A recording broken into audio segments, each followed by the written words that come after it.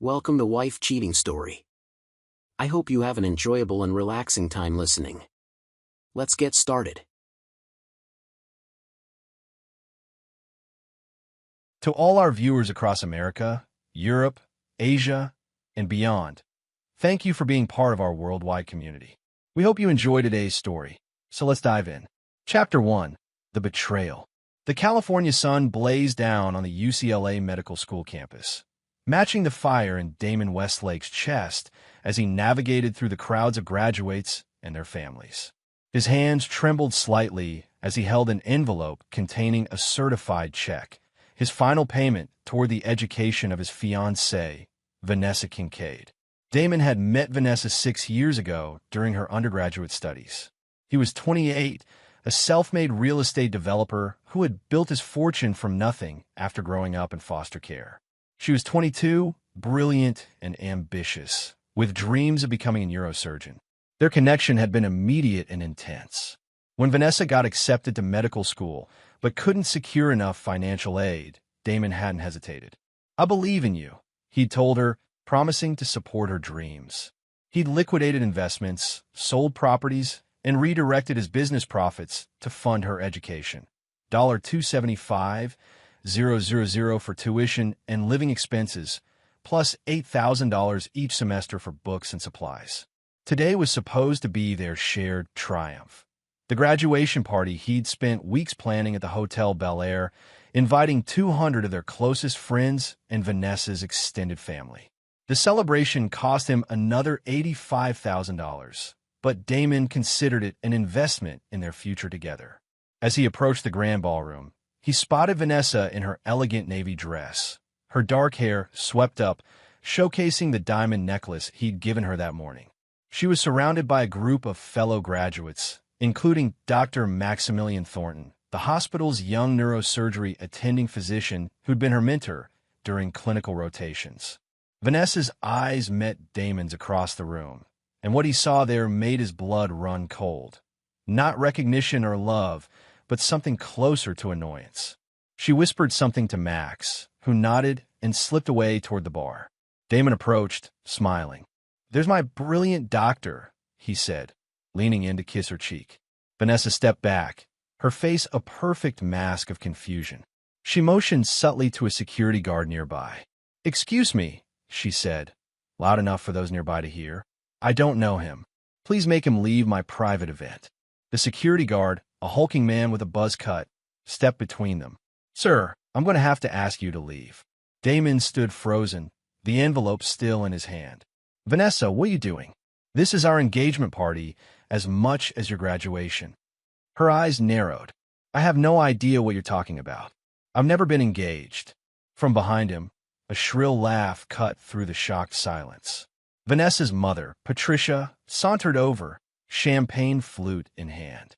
"I guess the wedding's off, huh?" she said, her voice dripping with amusement. Always thought she could do better than a self-made nobody. Damon looked around at the faces watching, some confused, others embarrassed, a few clearly in on the joke. His gaze landed on Max, who now stood at Vanessa's side, his hand possessively at the small of her back. In that moment, everything crystallized for Damon. The late nights at the hospital, the weekends she couldn't see him because of study groups, the way she'd been pulling away emotionally for months while still allowing him to pay for everything. Damon straightened his shoulders and pocketed the envelope. He didn't raise his voice or make a scene. He simply smiled, a smile that didn't reach his eyes. "Congratulations on your graduation, Dr. Kincaid," he said calmly. Then he turned and walked out of the ballroom, ignoring the whispers that followed him. In the privacy of his car, Damon finally allowed himself to feel the full weight of the betrayal. 6 years of his life, nearly $500,000, and most painfully, the future he'd believed in, all gone in an instant of public humiliation. As he drove away from the hotel, his mind cleared with startling rapidity. The pain transformed into something colder, more focused. By the time he reached his Malibu home, the seed of a plan had already taken root in his mind. Vanessa Kincaid and everyone who'd helped orchestrate his humiliation would learn a painful lesson. Damon Westlake might forgive many things, but betrayal was not among them. Chapter 2. The Assessment. 3 days after the graduation party, Damon sat in his home office overlooking the Pacific Ocean.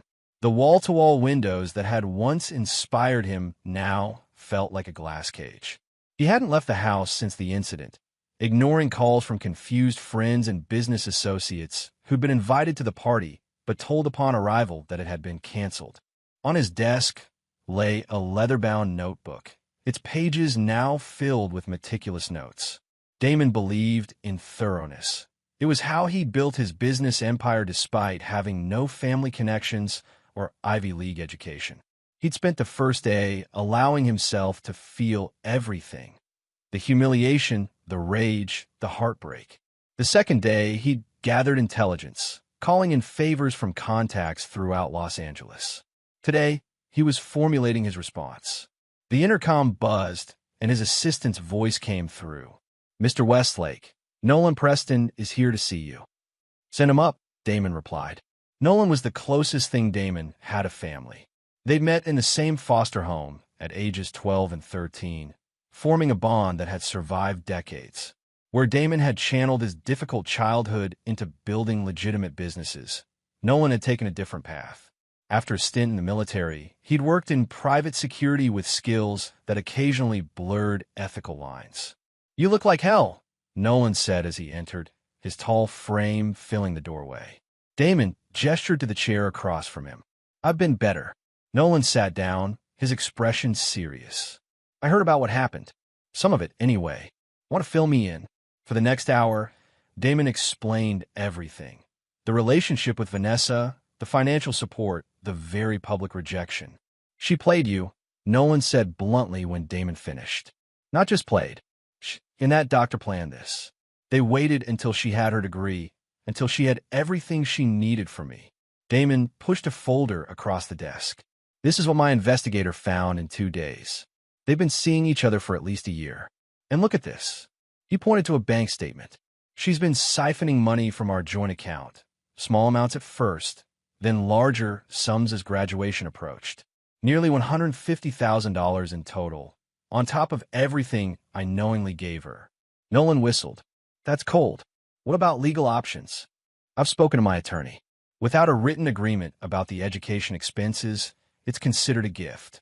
The joint account funds are trickier, but pursuing it would drag this into the public eye. I'd rather handle this privately." "What do you have in mind?" Nolan asked, recognizing the look in his friend's eyes. Damon turned his laptop to show a series of property listings. "I've been tracking Dr. Thornton's career. He's being courted by Philadelphia General to head their neurosurgery department. It's a prestigious position, one he's planning to use to bring Vanessa in as a resident, bypassing the normal match process. And I've just purchased the building where they've signed a lease for their new apartment." Damon's smile was razor sharp. "That's just the beginning." "Damon," Nolan said carefully, "whatever you're planning." "I'm not going to break any laws," Damon interrupted. "Not directly. But I want to make sure they lose everything that matters to them, just as they've done to me. You'll need help. That's why you're here. I also need information on Patricia Kincaid, Vanessa's mother. She knew about this all along, encouraged it even. She's always resented me for not coming from old money like her ex-husband." Nolan nodded. "What about your business? You've built something significant. Are you willing to risk it?" Damon looked out at the ocean, his expression hardening. "I built my first company from nothing. I can do it again if necessary. But that won't be required. This isn't about destroying myself to hurt them. It's about being smarter, more patient, and more ruthless than they expect." "The Damon I know has always been calculated," Nolan observed. "Don't let emotion cloud your judgment." "Emotion isn't clouding my judgment," Damon replied, his voice eerily calm. "It's clarifying it. For 6 years, I lived with blinders on, believing in something that wasn't real. Those blinders are gone now." He stood and walked to the window. "I'm not acting out of anger, Nolan. This is about justice. They took years of my life, hundreds of thousands of my dollars, and my dignity. Now I'm going to take everything from them. Not in a burst of revenge, but systematically, piece by piece." Nolan recognized the determination in his friend's voice. This wasn't a passing rage. This was Damon at his most focused. "Where do we start?" Nolan asked. Damon turned, his face impassive. "We start by understanding our targets completely. Their hopes, their dreams, their weaknesses. Then we use that knowledge to dismantle their world, one foundation stone at a time." Chapter 3. The Blueprint. 1 month after the graduation party, Damon's Malibu home had transformed into a war room. The dining room walls were covered with information about his targets: Vanessa Kincaid, Maximilian Thornton, and Patricia Kincaid. Damon stood before the display with Nolan and 2 other individuals. Riley Blackburn, a brilliant young woman who'd worked as Damon's financial analyst before starting her own consulting firm, and Phoenix Montgomery, a former tech security specialist with an unsettling ability to access information that was supposedly secure. "Thank you all for coming," Damon said. "What I'm about to share requires absolute discretion." After explaining the situation, he turned to the profiles on the wall. "These are our primary targets. Our goal is not just revenge, but justice. They took from me methodically over years. I intend to respond in kind." Phoenix raised an eyebrow. "Just to be clear, you're not asking us to do anything illegal, right?" "Nothing that would land any of us in prison," Damon confirmed. "But I'm asking you to help me orchestrate a series of perfectly legal maneuvers that will, when combined, dismantle the lives they've planned for themselves." Riley studied the financial documents pinned to the wall. "It's impressive how deliberately she extracted resources from you. This wasn't impulsive, it was calculated." "Exactly," Damon agreed. "Vanessa spent years positioning herself to take maximum advantage of my support before discarding me at the precise moment when she no longer needed me." He pointed to Dr. Thornton's section of the wall. "Maximilian Thornton comes from a wealthy Philadelphia family with deep connections in the medical world. His father sits on the board of Philadelphia General. That's how he secured not only his own position, but a guaranteed residency spot for Vanessa outside the standard match process." "Nepotism at its finest," Nolan commented. "Indeed. And Patricia Kincaid," Damon continued, pointing to the 3rd section. "She's been financially dependent on her ex-husband's family wealth, which is dwindling due to her extravagant spending habits. She pushed Vanessa to link herself to money. First mine, now the Thorntons." Phoenix tapped his tablet. "I managed to access some of their communications. They've been planning this for at least 18 months. Waiting until after graduation was strategic, ensuring Vanessa had her credentials before burning bridges." Damon nodded grimly. "I've outlined a 3-phase approach." He moved to a whiteboard with a flowchart. "Phase 1, acquisition and positioning. I've already purchased the Philadelphia building where they've leased an apartment. I've also acquired a significant stake in several businesses connected to the Thornton family through shell companies." Phase 2, disruption. Once they're settled in Philadelphia, we begin systematically dismantling their professional and personal plans through entirely legal means. Riley skimmed the financial projections. "This is comprehensive and expensive. I'm prepared to invest up to $2 million in this project," Damon said without hesitation. "Consider it the cost of justice." "And Phase 3? Nolan asked. "Revelation," Damon replied. "When they're at their most vulnerable, they'll learn exactly who orchestrated their downfall and why." Phoenix looked concerned. "That seems risky, letting them know it was you." "The entire point is for them to know," Damon explained. "Not just to suffer losses, but to understand they're facing the consequences of their actions." "What's our timeline?" Riley asked. "They moved to Philadelphia in 6 weeks. We have until then to complete our preparations." Damon distributed folders to each person. "These contain your specific assignments and compensation details. I'm offering each of you $250,000 for 6 months of work, with a $250,000 bonus upon successful completion." Phoenix whistled. $500,000 each? You really are serious?" "Completely," Damon confirmed. "But I need absolute commitment. Once we begin, there's no backing out." The room fell silent as they considered the magnitude of what Damon was proposing. Finally, Nolan spoke. "I'm in. Not for the money, but because what they did was wrong." Riley nodded. "The financial challenge alone is intriguing.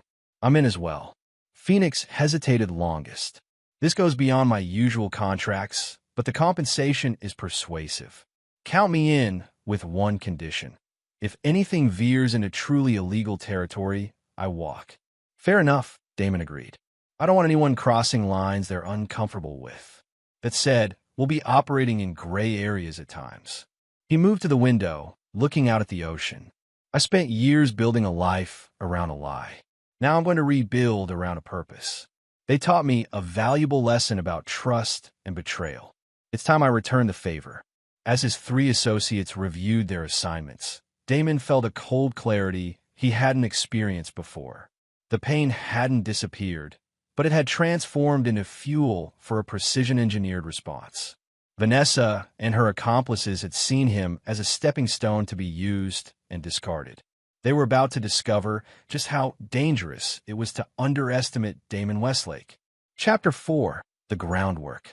Philadelphia in late August was sweltering, the humidity wrapping around Damon like a wet blanket as he exited his rental car. He straightened his tailored suit and approached the imposing limestone building on Rittenhouse Square that now belonged to him. Under normal circumstances, he would have delegated this meeting to a property manager, but these were not normal circumstances. He wanted to personally welcome the building's newest tenants. In the 6 weeks since forming his team, Damon had executed the first phase of his plan with surgical precision. Beyond purchasing the building, he'd established a new identity as Devin Morrison, a real estate investor with impeccable credentials crafted by Phoenix. This persona would allow him to move freely in Philadelphia without raising suspicions. The building's manager, Louisa Winters, greeted him in the marble lobby. She had no idea of his true identity or motivations, believing him to be simply a demanding new owner. "Mr. Morrison, welcome to Philadelphia," she said, extending her hand. "The penthouse is ready for your inspection, and I've scheduled meetings with all the contractors as requested." "Excellent," Damon replied. "And the new tenants?" "The ones taking the 4th floor corner unit. Dr. and Dr. Thornton are moving in tomorrow. Everything has been prepared according to their lease specifications." Damon suppressed a flinch at hearing Vanessa referred to with Maximilian's surname, though they weren't yet married. "I'd like to review their unit today. It's important that our medical professionals have an impeccable living experience."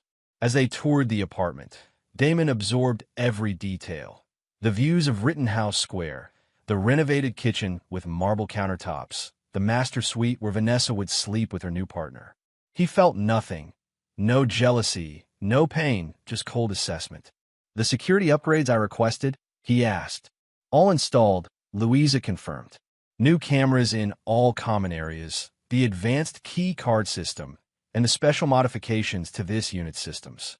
Those special modifications included subtle surveillance equipment Phoenix had designed, nothing that would record private moments, but enough to monitor comings and goings, visitors, and conversations in common areas. Not technically legal, but undetectable. "Perfect," Damon said. "I'll need daily reports on all building operations for the first month."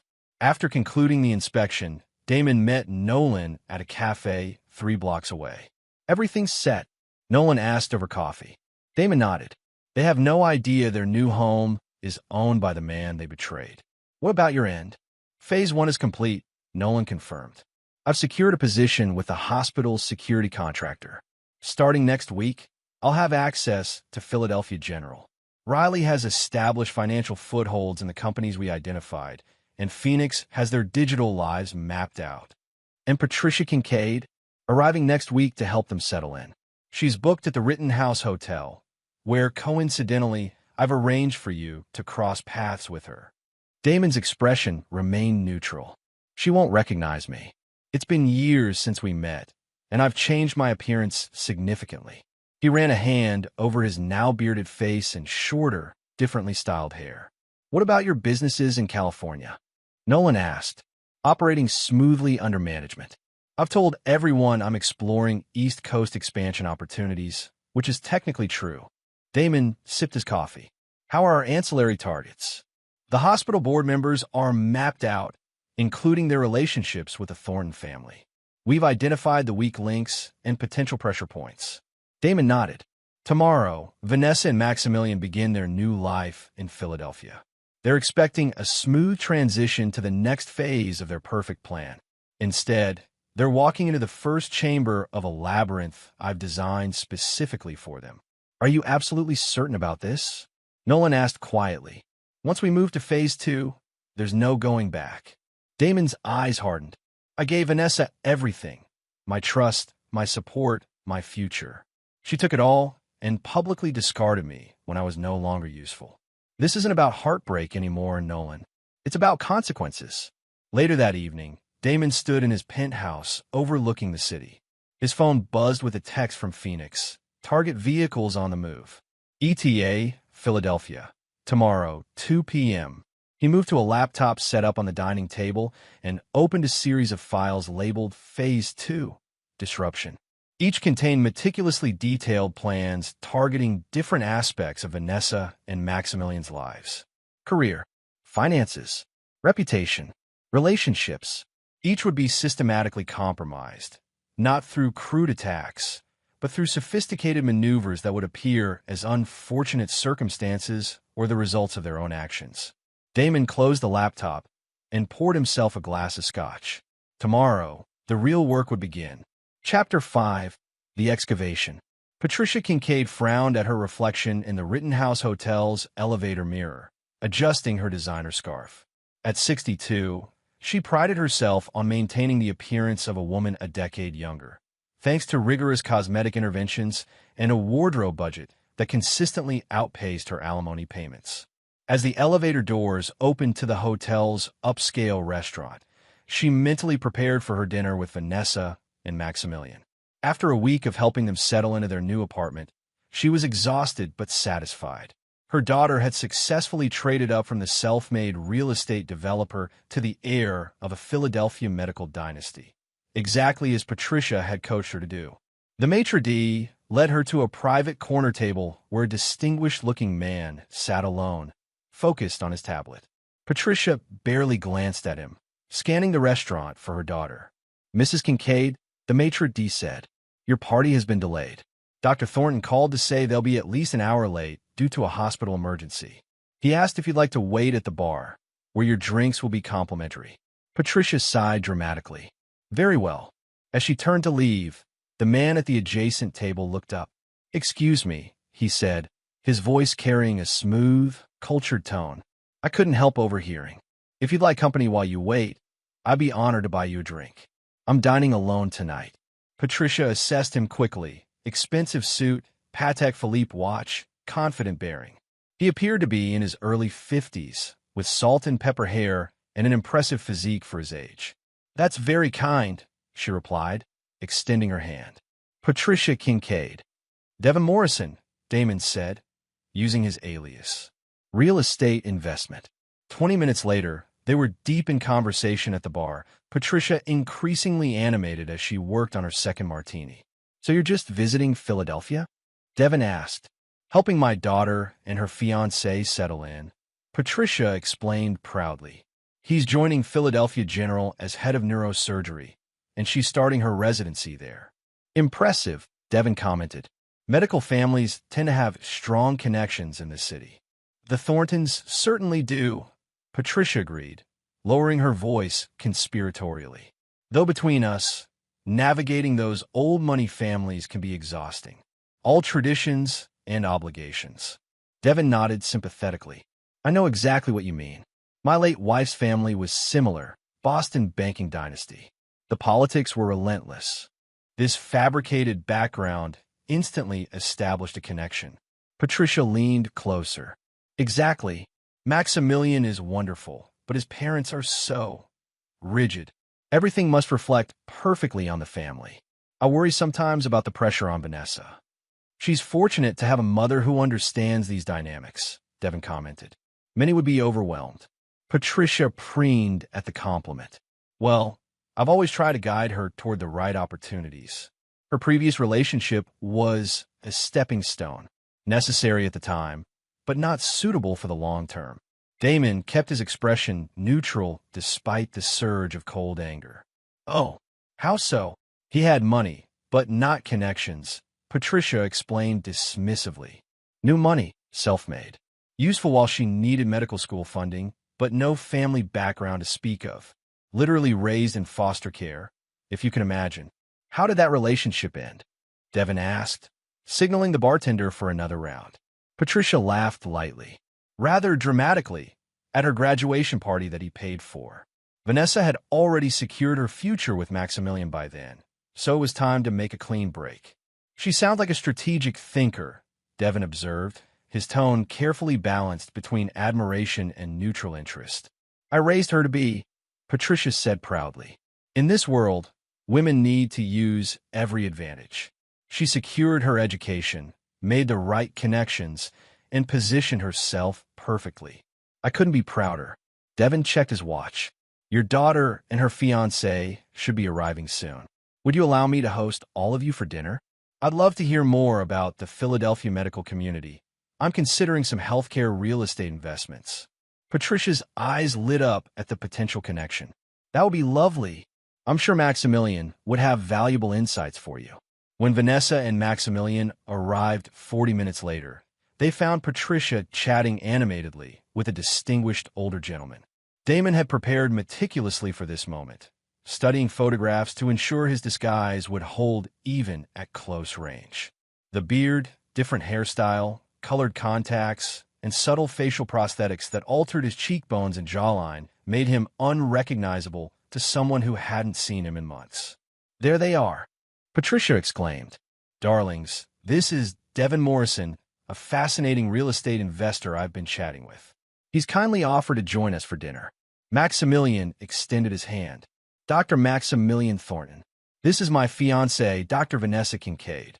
A pleasure, Devin said smoothly, shaking their hands. If Vanessa felt any spark of recognition, she showed no sign of it. Her eyes passed over him with the polite disinterest she might show any stranger. Over dinner, Devin expertly extracted information while appearing to simply engage in business networking. He learned about Maximilian's challenges with certain board members, Vanessa's concerns about fitting into the hospital's culture, and their upcoming engagement party at the Thornton family estate. By the time they parted ways, exchanging business cards and promises to connect again, Damon had gathered invaluable intelligence while planting the seeds for Phase 2.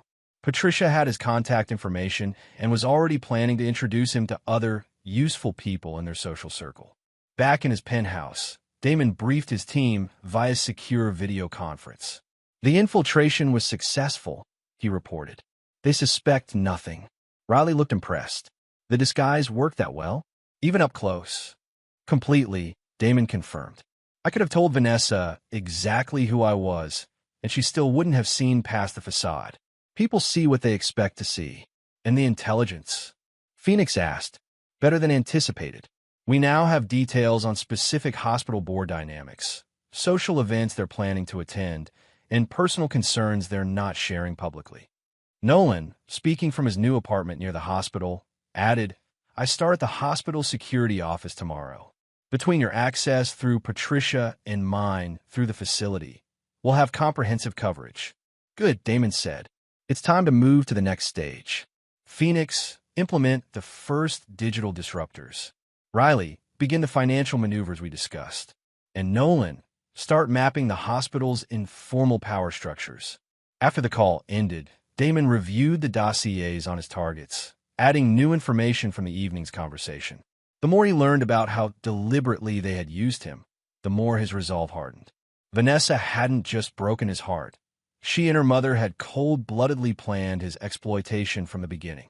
Maximilian had knowingly participated in the deception, helping Vanessa maintain the facade while establishing their relationship behind Damon's back. Soon, they would begin experiencing the first coincidental difficulties in their perfectly planned new life. Nothing dramatic, just enough to create confusion and stress. By the time they realized these events formed a pattern, it would be too late to stop what was coming. Chapter 6. The Foundation Cracks. 2 months into Phase 2, Damon sat in his Philadelphia penthouse, reviewing progress reports from his team. Outside, autumn had transformed Rittenhouse Square into a canvas of red and gold, but Damon had little interest in the seasonal beauty. His focus remained entirely on the systematic dismantling of his targets' lives. Progress update, he commanded as his 3 associates gathered around the conference table. Riley began. Financial disruption is proceeding as planned. Through our minority stakeholder positions in Thornton Family Investments, I've successfully initiated 3 separate SEC compliance reviews. Nothing illegal, just enough regulatory attention to create significant distraction for Maximilian's father. The board position Dr. Thornton was promised. Damon asked. Delayed indefinitely due to administrative concerns. Riley confirmed with a tight smile. His family's influence at the hospital is experiencing unexpected resistance. I've also arranged for 3 major donors to delay their pledges to his department, citing budgetary reviews. Excellent. Damon turned to Phoenix. Digital sphere? The tech specialist looked up from his tablet. The selective communication disruptions are working beautifully. Important emails disappear or arrive late. Calendar invitations fail to sync properly. Nothing catastrophic, just enough to make them appear disorganized and unreliable. And the social engineering? Damon pressed. We've successfully introduced subtle conflicts in their professional relationships, Phoenix confirmed.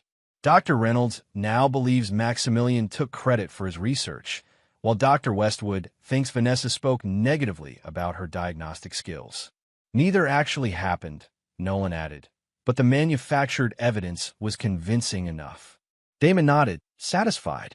And the living situation? Nolan suppressed a smile. The building issues have been effective.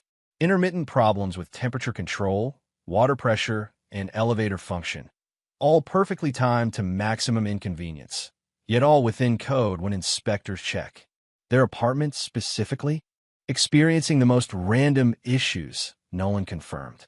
The building manager is apologetic but increasingly frustrated with their complaints, as no problems can be duplicated when maintenance arrives. Damon allowed himself a small smile. And Vanessa's residency performance? Struggling, Phoenix reported. The scheduling errors have caused her to miss 2 important procedures. Her evaluation metrics are being subtly altered. Not enough to trigger formal investigation, but enough to place her in the bottom quartile of her peer group. The psychological impact? Damon asked. Nolan consulted his notes. According to our surveillance, significant strain is showing. 3 major arguments in the past week alone. Maximilian is increasingly short-tempered as his promised resources fail to materialize. Vanessa is questioning whether moving to Philadelphia was a mistake. And Patricia? Still completely charmed by Devin Morrison, Nolan reported. She's introduced you to 8 key social contacts, including 2 hospital board members. Your investment discussions have given you legitimate access to insider information about hospital operations. Damon nodded, satisfied with their progress. Initiate the next phase of social disruption. It's time to introduce more significant complications. The following evening, Damon, as Devin Morrison, attended a charity gala at the Philadelphia Art Museum. Patricia had ensured his invitation, eager to foster connections between her new friend and the city's elite. He spotted Vanessa and Maximilian across the grand hall, their body language tense despite their polished appearance. Maximilian kept checking his phone, his expression growing increasingly frustrated. Damon approached casually, champagne in hand. Dr. Thornton, Dr. Kincaid, wonderful to see you again. Vanessa forced a smile. Mr. Morrison, Mother mentioned you might be here. Philadelphia's medical community is remarkably interconnected, Devin commented. I've been having fascinating conversations about healthcare investment opportunities. Maximilian's phone buzzed again. He checked it, his jaw tightening. Excuse me, he muttered, stepping away to make a call. Everything all right? Devin asked Vanessa with well-practiced concern. She hesitated. Just hospital politics. Nothing important. Ah, politics, Devin nodded sympathetically. Often the most challenging aspect of any profession. Maximilian was promised certain support that seems to be delayed, Vanessa admitted, clearly frustrated. And my residency schedule has been chaotic. Not what we expected when we relocated. I'm sorry to hear that, Devin said. I know several board members. Perhaps I could make some introductions that might help clarify the situation. Vanessa's eyes lit up with hope. That would be incredibly helpful. Consider it done, Devin promised. In fact, Walter Blackburn is here tonight. He chairs the hospital's finance committee. Shall we speak with him now? The introduction was perfectly calculated. Damon had already cultivated a relationship with Blackburn, feeding him carefully crafted concerns about hospital management that aligned with the disruptions Riley had orchestrated. As Vanessa and Maximilian eagerly engaged with Blackburn, Damon observed the interaction with cold satisfaction. They were now unwittingly participating in their own undoing, pursuing solutions that would only deepen their problems. Later that week, Damon convened another team meeting. Phase 2 is accelerating effectively, he announced. Their professional and personal stress levels are escalating precisely as planned. Now we begin introducing more severe disruptions. Riley looked concerned. The financial maneuvers we've discussed for this stage come very close to market manipulation, but remain technically legal, Damon countered. We're simply leveraging information available to any astute investor. And a reputation management component? Phoenix asked. Proceed as planned, Damon instructed. Begin seeding the questions about Vanessa's qualifications and Maximilian's research ethics. Nothing directly accusatory, just enough to create doubt. Nolan cleared his throat. Damon, I need to report a complication. Vanessa reached out to your former assistant in California yesterday. She's trying to contact you. The room fell silent. This was unexpected. Why? Damon asked, his voice dangerously quiet. Apparently, she's been denied a loan refinancing for her medical school debt. The lender flagged something in her financial history, something connected to the joint accounts you once shared. Damon's expression remained impassive, but his mind raced. This wasn't part of his plan, at least not yet. Did my assistant give her my contact information? No, Nolan confirmed. As instructed, she said you were traveling internationally and unreachable. Damon considered this development. This is actually useful. It increases her financial pressure while simultaneously reminding her of her dependency on me in the past. There's more, Nolan added hesitantly. We intercepted a call between Vanessa and her mother. Vanessa mentioned feeling like she's being punished for how she ended things with you.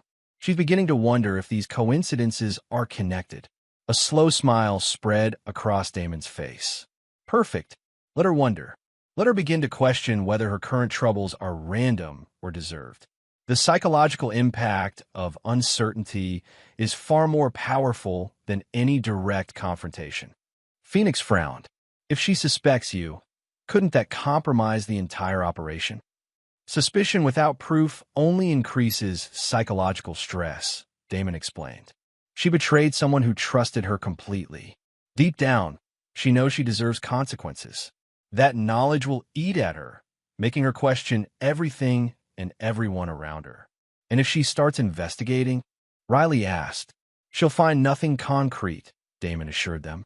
Every action we've taken is either completely legal or impossible to trace. Let her chase ghosts. As his team continued their report, Damon felt a cold satisfaction. Phase 2 was working even better than anticipated. His targets were beginning to fracture under pressure, their carefully constructed new life developing cracks exactly where he had designed them to appear. Soon, they would be ready for Phase 3, Revelation. Chapter 7, The Collapse. December arrived in Philadelphia with bitter cold and the first heavy snow of the season. From his penthouse window, Damon watched as workers strung holiday lights across Rittenhouse Square. 5 months had passed since he'd begun implementing his plan, and the results had exceeded his expectations. The Thornton family's financial stability was showing visible cracks. Maximilian's promised position at the hospital had been downgraded twice, his department budget slashed by 40%. Vanessa was now on academic probation in her residency program due to a series of documentation errors that Phoenix had meticulously engineered. Most satisfyingly, their relationship was disintegrating under the strain. The surveillance in their apartment had captured increasingly bitter arguments, with Vanessa accusing Maximilian of misleading her about his influence at the hospital and Maximilian suggesting that Vanessa's performance issues were reflecting poorly on his family name. Damon's team gathered for their weekly update, the atmosphere tense with anticipation. They had reached a critical juncture. Financial status? Damon asked Riley. They're underwater, she reported clinically. Maximilian's family has lost approximately 22% of their investment portfolio value due to our targeted maneuvers. The tax audit we triggered has frozen significant assets. Meanwhile, Vanessa's attempt to refinance her medical school debt has been rejected by 7 different lenders due to the inconsistencies we planted in her credit history. Professional standing. Damon turned to Phoenix. Maximilian is now viewed with suspicion by key hospital administrators. The research irregularities we suggested have prompted an internal review. Nothing will be proven, but the cloud of suspicion won't dissipate easily. Phoenix swiped through his tablet. Vanessa's reputation among her peers is equally compromised. The selective communication disruptions have made her appear unreliable and arrogant. Social status? Damon asked Nolan. In freefall, Nolan confirmed. They've been excluded from 3 major holiday events. The Thornton family is distancing themselves from Maximilian's poor judgment in his professional decisions. Patricia Kincaid has returned to California, apparently unwilling to be associated with their declining situation. Damon nodded, satisfied. In the apartment building, the final straw, Nolan reported with a grim smile. The notification of non-renewal was delivered yesterday, citing excessive complaints and disruption to other residents. They have 60 days to find new accommodations, in a market where we've ensured no comparable properties are available. Excellent, Damon said quietly. It's time for Phase 3. Riley looked concerned. Are you certain? Once we reveal your identity, there's no going back. That's precisely the point, Damon replied. They've experienced months of escalating consequences without understanding the source. Now, they'll learn exactly who orchestrated their downfall and why.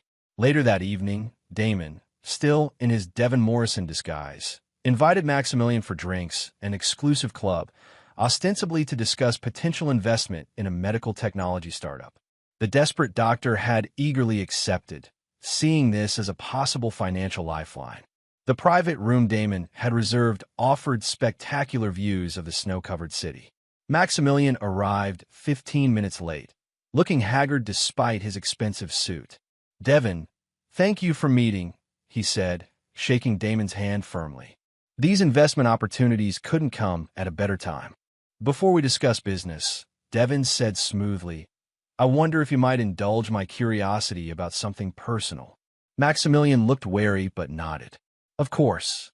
I understand Dr. Kincaid was previously engaged to someone else before you. A California real estate developer. Maximilian's expression tightened. A brief relationship. Nothing serious.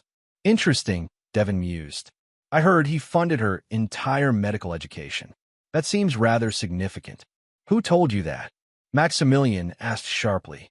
Patricia mentioned it, Devin replied calmly. She seemed quite amused by how it ended. At a graduation party he paid for, I believe. Maximilian shifted uncomfortably. That's all in the past. Vanessa made the right choice for her future. Did she? Devin asked, his voice changing subtly. Because from where I sit, her future looks increasingly bleak. Maximilian froze, studying Devin's face more carefully. What are you implying? Damon reached up and removed his colored contact lenses, then slowly peeled away the prosthetics that had altered his facial structure. I'm not implying anything, Dr. Thornton. I'm stating a fact. Vanessa didn't make the right choice. She made a catastrophic one. Recognition dawned in Maximilian's eyes, followed by confusion and then fear. Westlake, Damon Westlake. The very same, Damon confirmed. His voice now returned to its natural cadence. The man who spent 6 years of his life and nearly $500,000 supporting Vanessa, only to be publicly humiliated and discarded. Maximilian stood abruptly. Whatever game you're playing. This is no game, Damon interrupted calmly. This is justice. Every setback you've experienced in Philadelphia, every unexpected obstacle, every stroke of bad luck, all orchestrated by me. That's impossible, Maximilian insisted, though his pallor suggested he was beginning to believe it. Is it? Damon opened a laptop on the table between them. Your apartment building? I own it. The hospital board members who've cooled toward you? I've been whispering in their ears for months. The financial pressures on your family? Engineered by my team. He turned the screen toward Maximilian, showing a comprehensive timeline of their systematically dismantled life. You're insane, Maximilian whispered. No, Damon replied. I'm methodical. You and Vanessa taught me an important lesson about betrayal. I'm simply ensuring you fully understand the curriculum. Maximilian lunged suddenly, grabbing Damon's lapels. You've destroyed everything we've worked for. Damon didn't resist, his calm unshaken. Security cameras are recording this, Dr. Thornton. Assaulting me would only add to your problems. Maximilian released him, stepping back. What do you want? Money? I'll pay back whatever Vanessa took from you. This was never about money, Damon said. It's about consequences. You participated in a calculated deception that stole years of my life. Now I've taken something from you in return. Your reputation, your career trajectory, your relationship. We're getting married next month, Maximilian said desperately. Damon smiled coldly. No, you're not. Vanessa is currently meeting with my associate Riley, who is explaining everything to her, just as I'm explaining it to you. By tomorrow, your engagement will be another casualty of my plan. Maximilian collapsed back into his chair. Why reveal yourself now? Why not just continue secretly ruining our lives? Because understanding is crucial to justice, Damon explained. I want you to know exactly who did this to you and why. I want you to spend the rest of your career looking over your shoulder, wondering if your next setback is bad luck or my continued influence. He stood, straightening his suit. Our business is concluded, Dr. Thornton. You're free to try rebuilding your life, though I wouldn't recommend Philadelphia as the location for that effort. Your reputation here is, shall we say, permanently compromised. As Damon walked to the door, Maximilian called after him. This won't bring back those 6 years she took from you. Damon turned, his expression serene. No, it won't. But watching you both suffer the consequences of your actions has been surprisingly satisfying compensation. Chapter 8. The Confrontation. The Jefferson Hotel's presidential suite offered panoramic views of downtown Philadelphia, the city lights glimmering against the night sky. Damon stood at the window, hands clasped behind his back, waiting. 5 months of meticulous planning had led to this moment. Behind him, Nolan checked his watch. She's 2 minutes late. She'll come, Damon said with certainty. After what Riley told her, she has no choice. The suite's doorbell chimed precisely as he finished speaking. Nolan moved to answer it, his posture alert. Vanessa Kincaid stood in the hallway, her face pale with fury and fear. Gone was the confident doctor who had dismissed Damon so casually at her graduation party. In her place stood a woman whose carefully constructed world was collapsing around her. Where is he? She demanded, pushing past Nolan. Damon turned from the window, facing her directly for the first time since that devastating night in Los Angeles. Hello, Vanessa. She faltered momentarily, seeing him without the Devin Morrison disguise. You manipulative bastard, she finally managed. 6 months of lies? Pretending to be someone else? Infiltrating my life. Fascinating accusation coming from you, Damon replied coldly. You spent 6 years pretending to love me while systematically extracting resources for your education. That was different. Yes, it was, Damon agreed. My deception lasted 6 months and cost you your reputation. Yours lasted 6 years and cost me my future.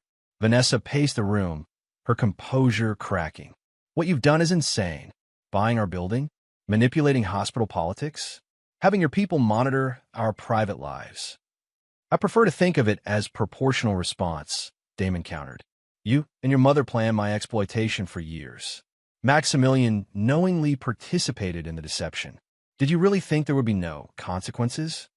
So, this is revenge, she demanded. This is justice, Damon corrected, delivered with the same calculating precision you used when planning my humiliation. Vanessa collapsed onto the sofa, her anger momentarily giving way to despair. You've destroyed everything. My residency Maximilian's position, our relationship. I didn't destroy your relationship, Damon interrupted. I merely subjected it to pressure. What broke, it was the weak foundation you built on betrayal and convenience.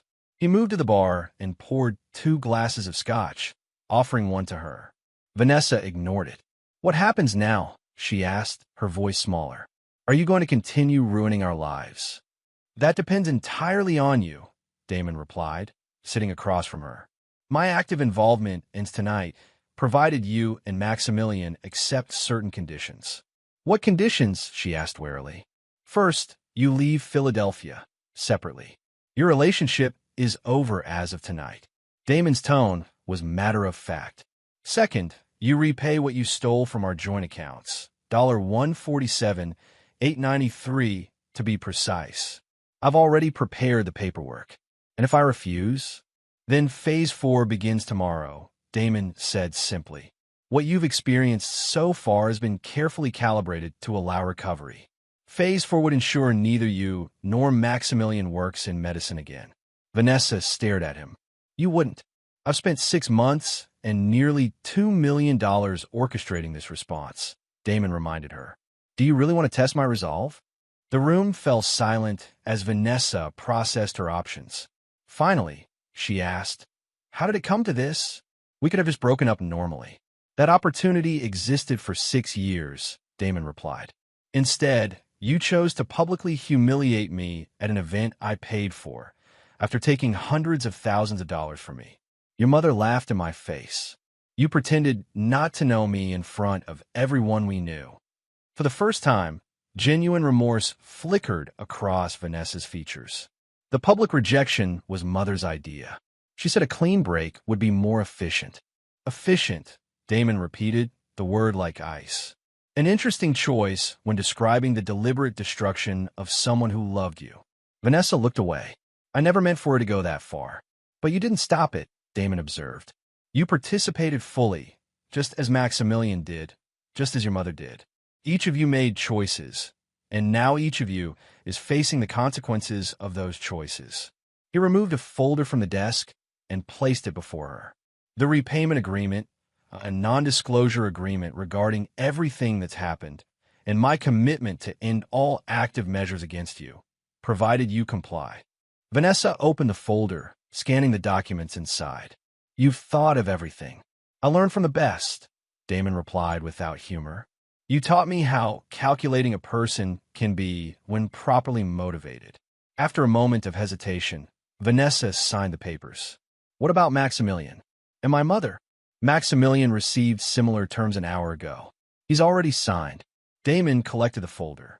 As for Patricia, her consequences have been tailored differently. The financial schemes she's been running through her charitable foundation have been anonymously reported to the relevant authorities. Vanessa's head snapped up. What schemes? The tax evasion your mother has been engaging in for years, Damon explained. She's been using charitable donations to fund her lifestyle, something I discovered while researching your family. That's not my fault, Vanessa protested. No, Damon agreed. But her raised you to believe that using people was acceptable. Her moral framework shaped yours. Her consequences are her own, just as yours are yours. He stood, indicating their meeting was concluding. Nolan will escort you out. Your residency program will receive your resignation letter tomorrow, citing personal reasons. You'll have 30 days to vacate your apartment and leave Philadelphia. Vanessa rose shakily. And that's it? After all this, you just walk away? I already walked away once. The night you pretended not to know me, Damon reminded her. This time, I'm ensuring you understand exactly why I'm walking away and what it cost to betray someone who trusted you completely. As she reached the door, Vanessa turned back. Did you ever really love me? Or was I always just a project to you? I loved you entirely, Damon answered, his voice finally betraying emotion. That's why your betrayal warranted this response. If you'd meant nothing to me, none of this would have happened. After she left, Nolan returned to find Damon staring out at the city again. It's done, then? Nolan asked. Phase 3 is complete, Damon confirmed. They've both signed the agreements. Do you think they'll honor them? They have no choice, Damon replied. The evidence we've gathered would destroy them professionally if released. Self-preservation will ensure their compliance. Nolan studied his friend carefully. Did it help? Seeing her broken like that? Damon considered the question. It wasn't about breaking her. It was about ensuring she understood the weight of her actions. That betrayal has consequences. And now we return to California, Damon said. Our work here is finished. Chapter 9. The Reconstruction. 1 year later. The Malibu sunset painted the Pacific Ocean in shades of gold and crimson as Damon stood on the deck of his rebuilt home. The original structure had been sold months ago, too filled with memories of Vanessa. This new house, further up the coast, represented his fresh start. Inside, Riley and Phoenix were engaged in a spirited debate about cryptocurrency regulation while Nolan manned the grill. The quarterly reunion of Damon's project team had become a tradition, though their professional relationships had evolved into genuine friendship. Damon's phone buzzed with a text from his new assistant. Real estate closing in San Diego successful. Final profit, $4.2 million. He smiled slightly. The past year had been remarkably productive professionally. Freed from the emotional drain of his relationship with Vanessa and energized by the successful execution of his justice project, Damon had channeled his focus into expanding his business empire. His net worth had nearly doubled. Good news? Nolan asked, joining him at the railing with 2 beers. Very, Damon confirmed, accepting the bottle. The San Diego development closed above projections. Not surprising. You're more focused than I've ever seen you. They stood in comfortable silence for a moment before Nolan spoke again. I saw Vanessa's name in the news yesterday. Damon raised an eyebrow, but showed no other reaction. Oh, she secured a residency position at a small hospital in Oregon. Starting over, it seems. Good for her, Damon said neutrally. No lingering desire to interfere. Nolan probed carefully. None, Damon assured him. Our business is concluded. What she does now is her own affair. And Maximilian? Last I heard, he'd taken a research position at a pharmaceutical company. Significantly below his previous trajectory, but a career nonetheless. Nolan nodded. And Patricia, sentenced to 18 months for tax evasion, currently serving at a minimum security facility. Damon's expression remained impassive. Actions have consequences. Any regrets? Nolan asked quietly. Damon considered the question seriously. Not about the Justice Project. They earned every consequence they received. My only regret is the 6 years I spent with someone who saw me as a resource rather than a partner. Riley joined them on the deck. Food's almost ready. Also, that developer from Vancouver called again. He's eager to partner on the medical office complex. Tell him I'll review his proposal next week, Damon replied. As Riley stepped away to make the call, Nolan observed, medical real estate. Interesting choice. It's a growth market, Damon said simply. My personal history doesn't change that fact. Speaking of personal matters, Nolan ventured. Audrey Bryant called. The gallery opening is next Friday. Damon nodded. I'm aware. I've confirmed my attendance. She seems interesting. She is, Damon agreed. Brilliant, accomplished, and refreshingly direct. No hidden agendas. Will you tell her about Vanessa? About what happened? Eventually, Damon said. If things progress. Transparency matters in relationships built on mutual respect. The conversation paused as Phoenix called them in for dinner. Seated around the table with these 3 people who had helped him execute justice, Damon felt a sense of peace that had eluded him since the night of Vanessa's graduation party. After dinner, as the others engaged in a board game, Damon stepped away to his office. On his desk sat a small wooden box. Inside was the engagement ring he'd once purchased for Vanessa, a 3-carat diamond in a platinum setting that had cost him $87,000. He'd kept it throughout the entire Justice Project, a tangible reminder of what had been taken from him. Now, its purpose fulfilled, he closed the box and placed it in a drawer. Tomorrow, he would have it appraised and sold, the proceeds donated to foster care programs in Los Angeles. The past was finally settled. Justice had been served. The betrayers had paid their price, and Damon had reclaimed not just his dignity, but his capacity for building a future unburdened by what had been stolen from him. As he rejoined his friends, Damon reflected that the greatest revenge wasn't in destroying those who had wronged him, but in rebuilding his life to be stronger and more fulfilling than before. The architect of vengeance had become the architect of his own reconstruction, steel reinforced this time, with foundations no betrayal could ever shake again. And there you have it. Another story comes to an end. What did you think? I'd love to hear your thoughts in the comments below. If you enjoy this story, consider joining our community by subscribing. It means the world to us. For more stories like this one, check out the recommended videos on screen. And I'll see you there.